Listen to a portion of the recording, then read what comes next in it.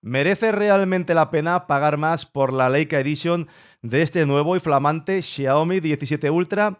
¿Qué diferencias reales hay entre ese modo de cámara que es exclusivo y en este famoso anillo giratorio nuevo? Pues bien, a todo eso os voy a responder hoy para que seáis vosotros mismos quienes podáis decidir si compensa o no. Y es que en este vídeo os voy a explicar qué ofrece exactamente esta edición especial, que es la que yo he comprado. Y además me voy a mojar porque os voy a decir si bajo mi punto de vista he acertado pagando el sobreprecio frente a la versión estándar o no. Posiblemente será el vídeo más completo sobre esta materia ahora mismo en YouTube, así que os invito a que además de suscribiros os quedéis hasta el final.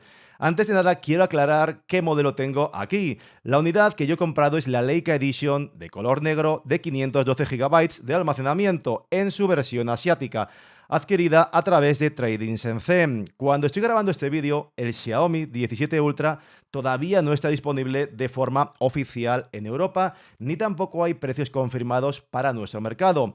A día de hoy en Trading Sensei, como podéis ver, la diferencia de precio entre la versión estándar y la Leica Edition ronda los 250 euros, aunque está por ver cuál será ese sobrecoste cuando llegue oficialmente a España. En cualquier caso, para los que estéis valorando ahorrar algo de dinero importando el terminal, como hice hace poco yo también con el Vivo X300 Pro, del cual ya os he compartido un par de análisis y tutoriales que también os recomiendo ver, os voy a dejar abajo enlaces de afiliado en la descripción, como siempre, por si queréis apoyar el canal. Y ahora sí, vamos al lío. ¿En qué se gastan realmente esos 250 euros de más? Pues básicamente en tres cosas, dos físicas y una digital. La primera diferencia obviamente es el diseño. La Leica Edition solo está disponible en dos colores, blanco o negro, con un acabado que es mixto, mate y de piel texturizada, que busca claramente emular lo que es una cámara clásica, con el logo de Leica aquí estampado en la parte trasera junto al módulo de cámaras. A mí, como a muchos de los que nos gustan las cámaras tradicionales, esta estética sinceramente sí que me convence, pero esto es totalmente subjetivo y de hecho en mi caso, mi mujer, este diseño no le gusta nada y prefiere por ejemplo los colores de las versiones normales. Así que aquí, como siempre, todo va a depender de vuestro gusto personal. Además, no hay que olvidar que en cuanto le pongáis una funda, pues muchas de esas diferencias van a minimizarse o van a desaparecer por completo.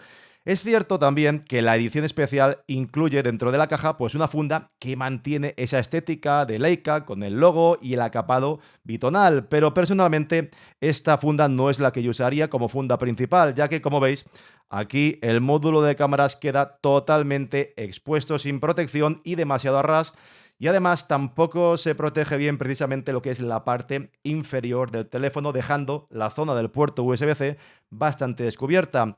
Eso, con el uso diario, pues acabará provocando roces y rayones que sin duda al final lo que van a hacer es restar valor al teléfono si algún día decidís venderlo. La segunda diferencia física y uno de los principales reclamos, desde luego, de la Leica Edition es este anillo físico. Se trata de un anillo metálico rotatorio que rodea el enorme módulo de cámaras. Y aquí tengo que decir que, en mi opinión, sí que es un anillo que creo que es funcional y útil. Se puede configurar de diferentes maneras para controlar ya sea el zoom, el enfoque o bien la compensación de la exposición según el modo de cámara que estéis utilizando. Así que es totalmente personalizable. Y creo que es algo que la verdad sí que me veo utilizando con frecuencia, porque oye, hay que decir que resulta muy cómodo e intuitivo para manejar este tipo de parámetros. Creo que aquí la verdad es que no hay discusión y cualquier persona, como es mi caso, que esté acostumbrada a trabajar con cámaras normales, se va a sentir muy a gusto mirando directamente lo que es la composición en el LCD y centrándose en buscar esa composición con el encuadre jugando con el anillo del zoom mientras no te preocupas ni de tocar botones digitales, ni de nada, ni de ningún control en la pantalla. Así que es útil y la verdad que se siente natural. Nada que ver, por ejemplo, con ese desastroso botón que ya sabéis introdujo Apple en el iPhone 16 Pro y que, como ya comenté en su día cuando hice el análisis de ese teléfono, no creo que nadie fuera a usar de forma habitual y al menos ese fue mi caso, que no lo usé nunca. Eso sí, este anillo también tiene su parte negativa y conviene decirlo, y es que al final estamos hablando de un componente que es mecánico, que es móvil y que está expuesto a los elementos, porque incluso utilizando una funda habría que tener mucho cuidado en determinados entornos, como por ejemplo puede ser en la playa. Y es que los que hacemos fotografía en ese tipo de situaciones sabemos bien lo que pueden sufrir los equipos y componentes mecánicos en ambientes con arena, polvo, humedad o salitre. Así que yo personalmente no me iría del todo tranquilo a la playa con un anillo como este, del que además todavía, pues por supuesto, se desconoce cuál será su resistencia con el paso del tiempo. Evidentemente, para que gire además de forma suave, como es el caso, tiene cierta holgura normal, pero que también genera dudas, como digo, a largo plazo, y habrá que ver cómo aguanta pues el trote y en caso de personas que se muevan en esos ambientes que os comento. Así que por un lado me parece una idea original y realmente útil, pero por otro también me genera cierto respeto. En todo caso, conviene tener claro que no es una característica ni mucho menos imprescindible y que además también supongo que va a hacer más difícil o encarecerá buscar fundas que sean compatibles de terceros, que protejan bien el terminal y que no pierdan la funcionalidad de este componente mecánico. Y la tercera diferencia, para mí la más importante, es el software exclusivo. La Leica Edition incluye un modo de cámara adicional llamado Leica Essential. Dentro de ese modo encontraremos dos simulaciones de película exclusivas pensadas para imitar el look de cámaras clásicas de Leica. La primera de ellas reproduce el color y el estilo de la Leica M9 con un balance de blancos fijo que introduce una ligera dominante azulada, que es bastante apreciable en sombras y además característica de ese modelo. La segunda simulación está inspirada en la Leica M3 y utiliza el estilo de película Leica Monopan 50 y lo que hace es emular un blanco y negro de alto contraste con negros muy profundos, con un viñeteo y un grano muy visible, dando como resultado una imagen que es claramente más retro, con menos detalle y un carácter muy marcado. Como podéis ver, las fotografías tomadas con estas simulaciones se diferencian claramente de las que obtenemos en el modo normal de fotografía del Xiaomi 17 Ultra. Y es que aunque el modo estándar ya ofrece perfiles Leica estándar, Leica natural y distintos, blancos y negros, más suaves y más contrastados, el resultado visual es muy distinto. En general, las fotos del modo normal tendrán más detalle, mientras que estas dos películas buscan precisamente lo contrario, reducir ese exceso de nitidez y de procesamiento tan habitual en los JPG de los móviles actuales. A mí personalmente sí me gusta mucho ese efecto que se consigue con estos modos exclusivos de la edición Leica Edition. Me parece fantástico poder librarse de ese sobreenfoque a veces excesivo y el blanco y negro en concreto creo que puede resultar muy atractivo para muchas personas. De hecho, estoy seguro de que a más de uno le animará, oye, pues ahí a buscar escenas con sombras, con patrones y con contrastes fuertes y a trabajar con el anillo con posiciones distintas a las habituales y que resulten interesantes. Ahora bien, independientemente de que este tipo de estética guste más o menos, hay dos aspectos muy relevantes que debéis tener en cuenta. El primero es que para poder mantener precisamente la fidelidad de esa simulación de película, estos modos son incompatibles con el HDR. Esto significa que en escenas de alto contraste, por ejemplo en interiores con ventanas al exterior o atardeceres, la imagen tendrá menos rango dinámico que la del modo de foto normal, que sí que puede fusionar varias exposiciones automáticamente.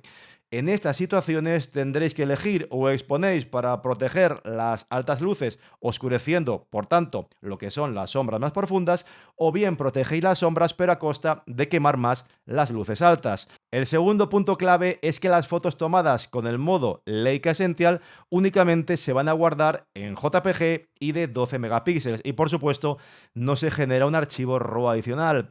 Esto tiene realmente sentido ya que, al igual que ocurre con las cámaras tradicionales y también con algunos móviles, estas simulaciones de películas solo van a aplicar al JPG. El RAW, por definición, va a mantener toda la información en bruto del sensor para el procesado posterior. Aún así, pues conviene que lo sepáis, en estos modos nuevos, solo JPG y 12 megapíxeles. Más allá de esto, el modo Leica Essential es extremadamente sencillo. Básicamente nos permite cambiar lo que es la relación de aspecto y personalizar el estilo del obturador, que yo lo he dejado en rojo. Tampoco vais a encontrar lo que son controles manuales, no vais a poder ajustar ni el ISO ni la velocidad de obturación. Básicamente, lo único que podemos hacer es tocar para enfocar y deslizar arriba o abajo para ajustar la exposición o utilizar el control de compensación de exposición EV para subexponer o sobreexponer. Y por supuesto, tanto el zoom como esa compensación de la exposición son valores que podemos controlar perfectamente con el propio anillo giratorio. Y otra importante aclaración, en el modo Leica Essential el balance de blancos está fijo por diseño, inspirado en el carácter de cámaras clásicas como la Leica M9. El procesado parte de una referencia cercana a la luz diurna, sin adaptación automática a cada escena, como sí hacen los modos normales de cámara con su balance de blancos automático. Por eso en exteriores con luz fuerte de día, la imagen tiende a verse ligeramente fría o azulada en la simulación M9, mientras que en interiores o escenas nocturnas como las que veis, el resultado tiende a verse más anaranjado que como lo veríamos con un balance equilibrado. Esto no es un error, sino algo deliberadamente estilizado, buscando ese look Leica clásico. No es incorrecto, pero sí intencionado, y en algunas situaciones puede ser preferible usar otros modos normales o ajustar el balance manualmente si buscáis colores más neutros. Y no quiero olvidarme tampoco, la edición especial Leica incluye otras dos diferencias. La primera es un sistema de protección de autenticidad fotográfica, que lo que hace es firmar digitalmente las fotografías que hagamos con el teléfono para certificar que son reales y no generadas por IA. Y la segunda es un sistema de comunicación por satélite de 2 vías compatible con las redes chinas Tiantong y Beidou. Espero haberlo dicho bien. El matiz importante aquí es que como tengo el modelo asiático y yo estoy en España, pues esta función realmente no es usable, ya que depende de las constelaciones de satélites que no operan en Europa. Además, si no me equivoco, tampoco está confirmado si estas dos funciones en concreto van a llegar o no al modelo europeo. Y dicho todo esto, ¿merece la pena esta Leica Edition del Xiaomi? Esto es algo que cada uno va a tener, por supuesto, que valorar por sí mismo. En mi opinión personal, y a falta de conocer, como decía, cuál será la diferencia de precio en el mercado europeo, sabiendo lo que es ahora, después de comprarlo y haberlo probado durante unos pocos días, yo desde luego no pagaría más de 100 euros a mayores nunca por esta edición especial. Es cierto que los extras de la Leica Edition pues son interesantes y en algunos casos pues útiles, pero personalmente podría vivir perfectamente sin este anillo mecánico, con menos preocupaciones sobre su durabilidad a largo plazo, y las simulaciones de película con esas limitaciones que ya os he ido comentando se pueden imitar hasta cierto punto con aplicaciones incluso gratuitas en el móvil como Snapseed, aunque hay que decir que requiere ciertos conocimientos de edición y procesado que no todo el mundo tiene. A partir de aquí entra en juego algo que es muy personal, el valor diferencial percibido. Y es que como ocurre en el mundo de la moda, del coleccionismo, pues hay personas que están dispuestas a pagar ese sobreprecio simplemente por tener algo que sea distinto, más exclusivo o que sea especial. Pero si tengo que ser completamente sincero, si yo volviera atrás ahora mismo, me habría comprado la versión normal del Xiaomi 17 Ultra y me habría ahorrado, sin dudarlo, esos 250 euros extras. Por supuesto, estaré encantado de leer ahí vuestra opinión, así que dejadme en los comentarios qué opináis vosotros. En todo caso, ahora que ya tenéis todos estos datos sobre la mesa, ya es cuestión de que decidáis vosotros mismos qué opción encaja mejor con lo que buscáis y con vuestro presupuesto.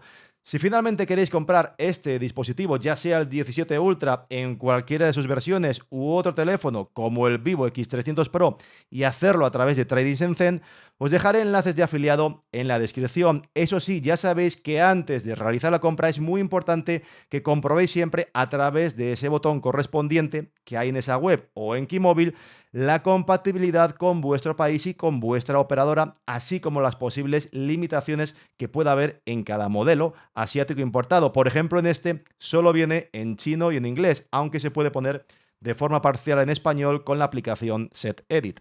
Y por supuesto, si valoráis mis análisis siempre con total honestidad, no olvidéis apoyarme con vuestra suscripción al canal, dadle al like si os ha gustado el vídeo y si no, pues pulgar abajo y lo echáis a los leones, que tampoco pasa nada, y nos vemos muy pronto. Muchas gracias, cuidaos mucho y hasta la próxima.